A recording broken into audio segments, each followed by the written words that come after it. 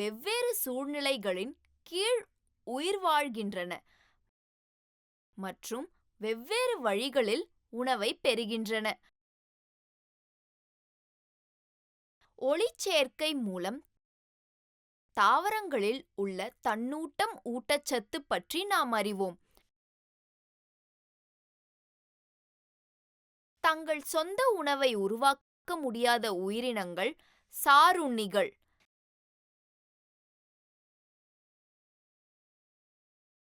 சார்பூட்ட உயிரி ஊட்டச்சத்து பற்றி இப்போது தெரிந்து கொள்வோம்.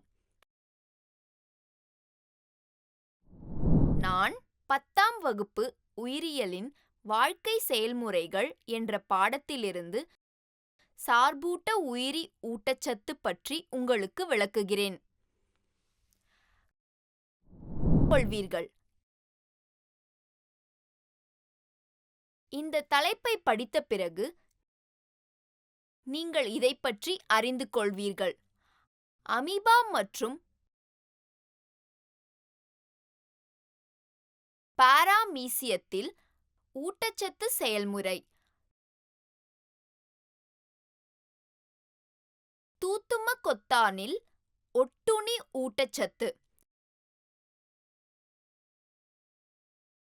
மனிதர்களில் ஊட்டச்சத்து. முக்கிய வார்த்தைகள்: சார்பூட்ட உயிரி, ஒட்டுண்ணி, ஹஸ்டோரியா அல்லது உறிஞ்சும் உறுப்பு, உணவு கால்வாய், உமிழ்நீர் சுரப்பிகள், சுற்றிழுப்பசைவு இயக்கம்,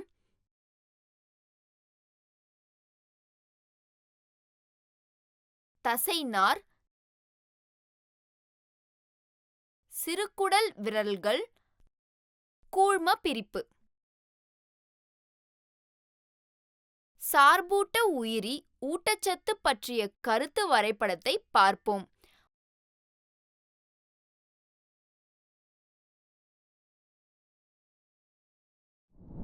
உயிரினங்கள் அவற்றின் ஊட்டச்சத்தை எவ்வாறு பெறுகின்றன? உணவின் வகை மற்றும் கிடைக்கும் தன்மையை பொறுத்து உயிரினங்கள் உணவு உட்கொள்ளும் வெவ்வேறு உத்திகளை கொண்டுள்ளன. சில உயிரினங்கள் உடலுக்கு வெளியில் உள்ள உணவுப் பொருட்களை உடைத்து பின்னர் அதை உறிஞ்சும். இவை ரொட்டி அச்சுக்கள், ஈஸ்ட்,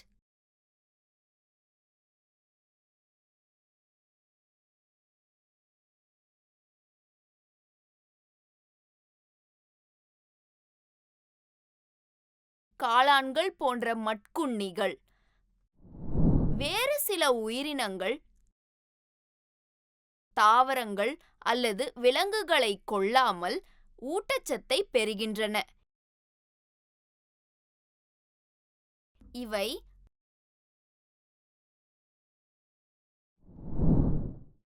கஸ்குடா, பேன், லீச் மற்றும் டேப் புழுக்கள் போன்ற ஒட்டுண்ணிகள். மற்றவை முழு பொருளையும் எடுத்துக்கொண்டு தங்கள் உடலுக்குள் உடைத்துக் கொள்கின்றன. பல்வேறு வகையான உணவுகள் வெவ்வேறு வழிகளில் பெறப்படுவதால் பல்வேறு உயிரினங்களில் செரிமான அமைப்பு வேறுபட்டது. அமீபா ஒரு ஒற்றை உயிரணு உயிரினம் என்பதை நீங்கள் அறிவீர்கள். அனைத்து வாழ்க்கை நடவடிக்கைகளும் ஒரே களத்தில் நடக்க வேண்டும் மற்றும் உணவு முழு மேற்பரப்பிலும் எடுக்கப்படலாம். ஆனால் உயிரினத்தின் சிக்கலான தன்மை அதிகரிக்கும் போது வெவ்வேறு பகுதிகள் வெவ்வேறு செயல்பாடுகளை செய்ய சிறப்புடையதாகிறது. அமீபா உயிரணு மேற்பரப்பின் நீட்டிப்புகள் அல்லது பொய்க்காலிகள் போன்ற தற்காலிக விரலை பயன்படுத்தி உணவை எடுத்துக்கொள்கிறது. இது உணவு துகள் மீது உணவு வெற்றிடத்தை உருவாக்குகிறது.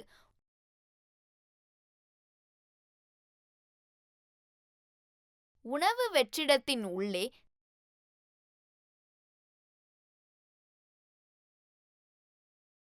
சிக்கலான பொருட்கள் எளிமையானவைகளாக உடைக்கப்படுகின்றன. பின்னர் உயிரணு கணிகத்தில் பரவுகிறது.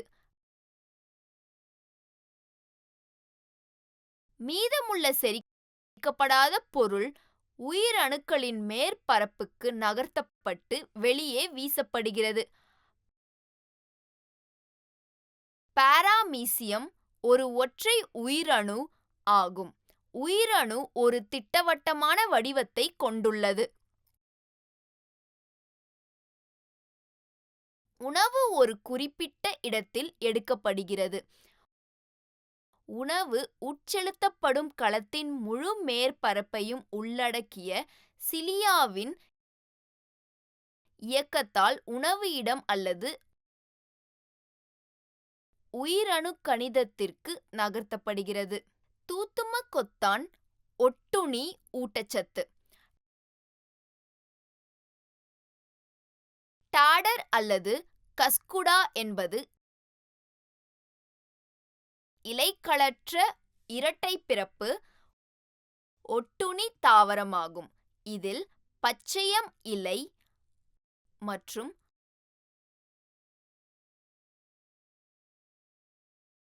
ஹஸ்டோரியா மூலம் உணவை உறிஞ்சுகிறது.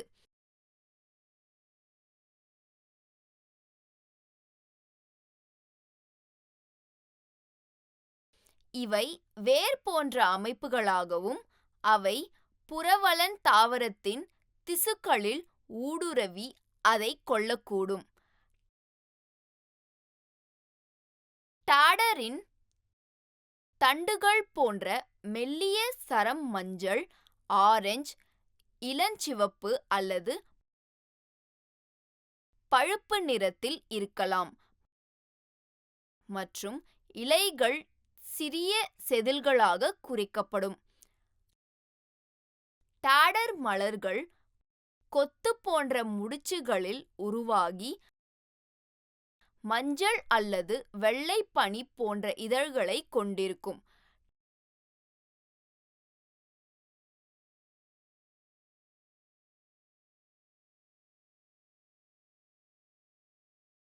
டாடரின் விதை முளைத்து ஒரு நங்கூரமிடும் வேரை உருவாக்கிறது.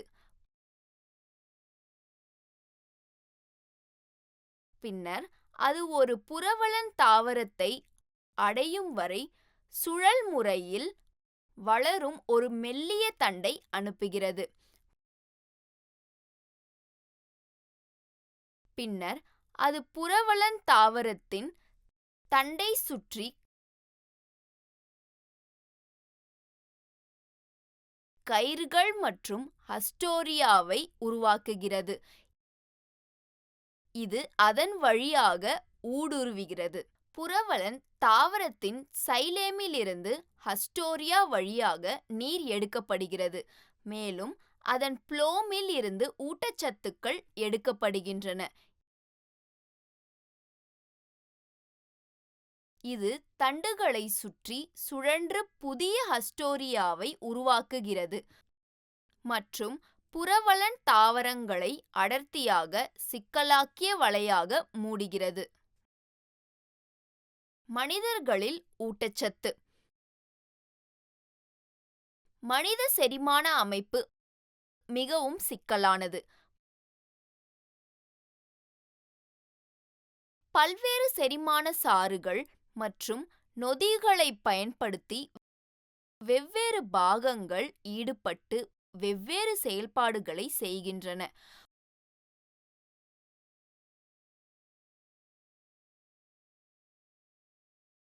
உணவு கால்வாய் என்பது வாயிலிருந்து ஆசனவாய் வரை நீண்டு செல்லும் ஒரு நீண்ட குழாய் மற்றும் அமைப்பின் பல்வேறு பகுதிகள் பல்வேறு செயல்பாடுகளை செய்கின்றன.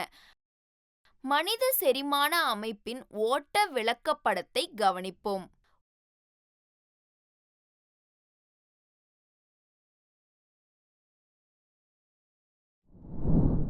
உணவை வாயில் பற்களால் வெட்டி நசுக்கி உமிழ்நீருடன் கலந்து ஈரமான மற்றும் வழுக்கும் வடிவத்தை போலஸ் எனப்படும்.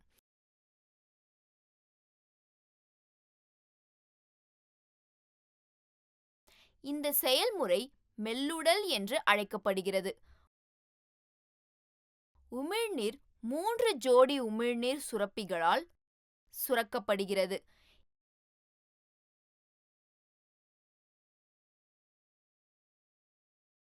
இரண்டு ஜோடிகள் தாடையின் பக்கத்திலும் நாக்கிற்கு கீழேயும் ஒரு ஜோடி அன்னத்தில் அமைந்துள்ளது.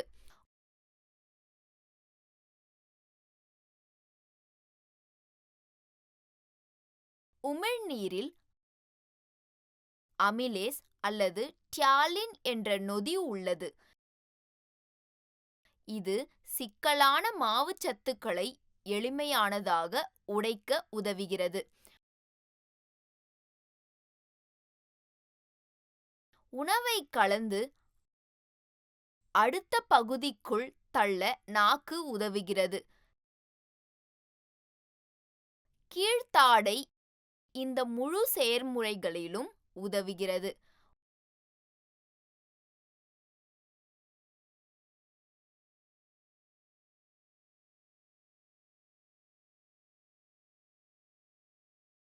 உமிழ்நீருடன் கலந்த மென்மையான உணவு குழாய் வழியாக அலை போன்ற இயக்கங்கள் மூலம் வயிற்றுக்கு சுற்றிழு பசைவு இயக்கம் எனப்படும்.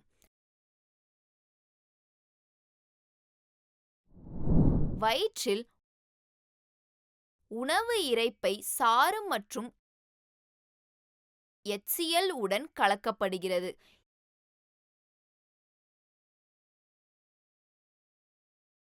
இப்போது உணவு அரைத்திட நிலையில் உள்ளது.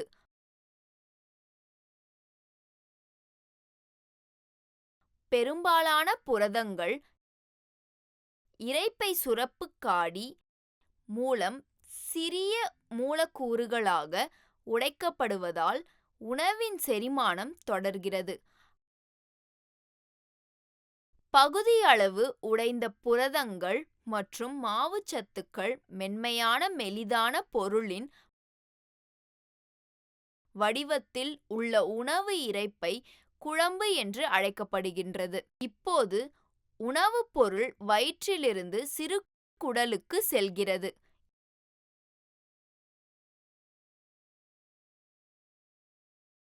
இங்கு குடல்வாய் சுருக்கிகள் எனப்படும் தசைகள் போன்ற வளையம் சிறுகுடலுக்குள்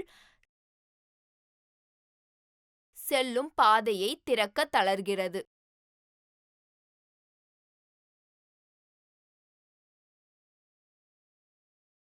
சுருக்கிகள் ஒரு நேரத்தில் சிறிய அளவிலான உணவுப் பொருட்களை மட்டுமே சிறுகுடலுக்குள் செல்வதை ஒழுங்குபடுத்துகின்றன.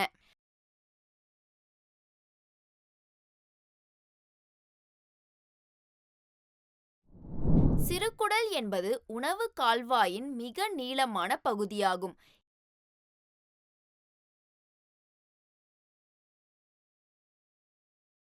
இது மாவுச்சத்துக்கள், புரதங்கள் மற்றும்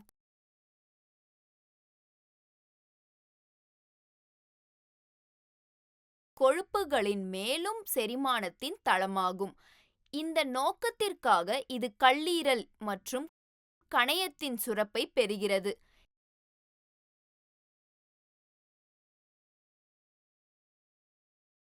இந்த சாறுகள் குடலின் உட்புற நிலையை படிப்படியாக அடிப்படை அல்லது அன்கலைன் நிலைக்கு மாற்றும்.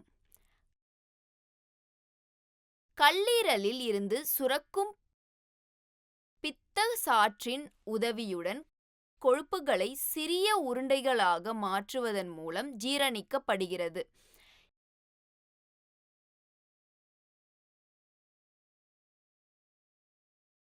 இந்த செயல்முறை கூழ்மப்பிரிப்பு என்று அழைக்கப்படுகிறது.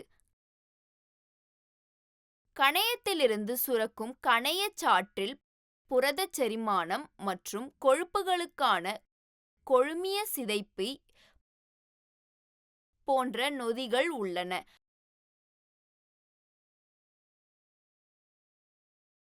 சிறுகுடலின் சுவர்கள் குடல் சாற்றை சுரக்கின்றன. இது புரதங்களின் சிறிய மூலக்கூறுகளை மேலும் சிறிய மூலக்கூறுகளாக உடைக்கிறது. கொழுப்புகளின் நிலைமையும் அப்படிதான்.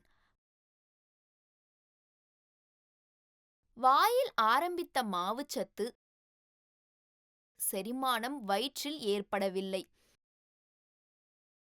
நடுத்தரமானது படிப்படியாக காரத்தன்மைக்கு மாறுவதால், மாவுச்சத்து முறிவுக்கு நொதிகள் செயல்படுவதால் அது இப்போது மீண்டும் தொடங்குகிறது. வெவ்வேறு நொதிகள் மற்றும் செரிமான சாறுகள் மற்றும் அவற்றின் செயல்பாடுகளை காட்டும் விளக்கப்படத்தை படிப்போம். செரிமானத்தின் தயாரிப்புகளை குடல் சுவர் வழியாக இரத்தத்தில் கொண்டு செல்வது உறிஞ்சுதல் என்று அழைக்கப்படுகிறது.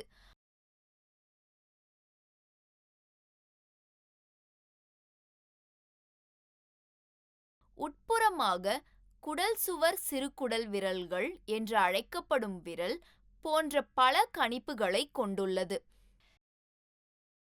சிறுகுடல் விரல்கள் உறிஞ்சுதலுக்கான பரப்பளவை அதிகரிக்கிறது. இரத்த நாளங்கள் மற்றும் நிணநீர் நாளங்கள் சிறுகுடல் விரல்களில் பிணைய வடிவில் உள்ளன.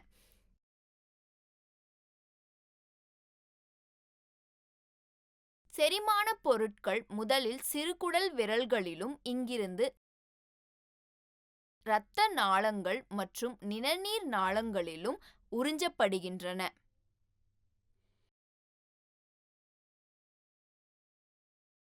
இவ்வாறு சிறுகுடலில் உணவு அதிகபட்சமாக உறிஞ்சப்பட்ட பிறகு மீதமுள்ளவை பெரிய குடலுக்குள் செல்கிறது.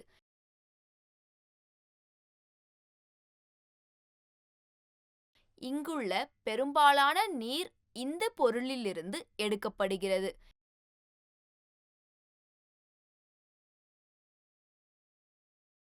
இந்த பொருள் பின்னர் உணவு கால்வாயின் கடைசி பகுதியான ஆசனவாய் வழியாக வெளியேற்றப்படுகிறது.